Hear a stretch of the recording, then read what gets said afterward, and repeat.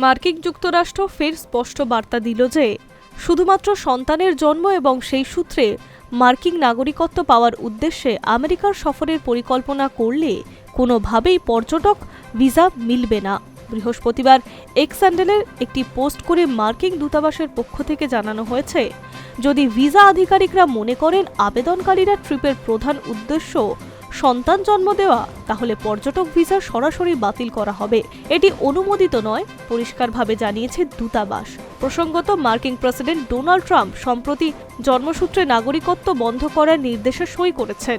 এই নীতি অনুযায়ী মার্কিন মাটিতে জন্মালেই স্বয়ংক্রিয়ভাবে নাগরিকত্ব পাওয়ার যে নিয়ম ছিল, ট্রাম্প প্রশাসন সেটাকেই চ্যালেঞ্জ জানাচ্ছে।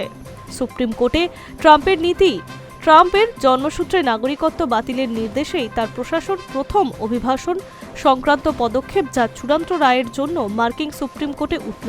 শুক্রবার সুপ্রিম কোর্ট জানায় তারা বিষয়টি শুনানির জন্য গ্রহণ করেছে।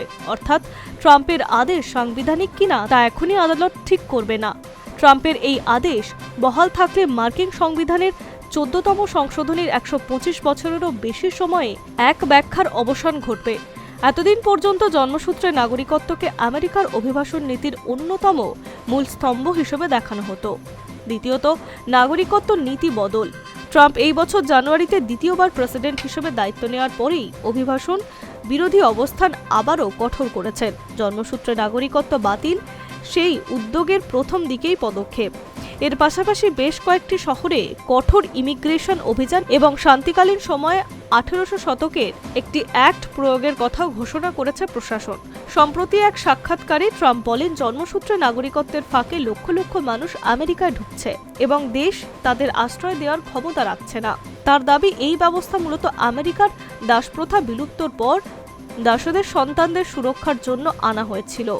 আজকের অভিবাসন বাস্তবতার সঙ্গে তার কোনো সম্পর্ক নেই। তবে তিনি এটিও স্বীকার করেছেন, সুপ্রিম কোর্টে তার পক্ষে রায় দিলে আগের মতো নাগরিকত্ব পাওয়া মানুষদের নাগরিকত্ব বাতিল করবে কিনা তা নিয়ে এখনও ভাবেননি। Hi news network.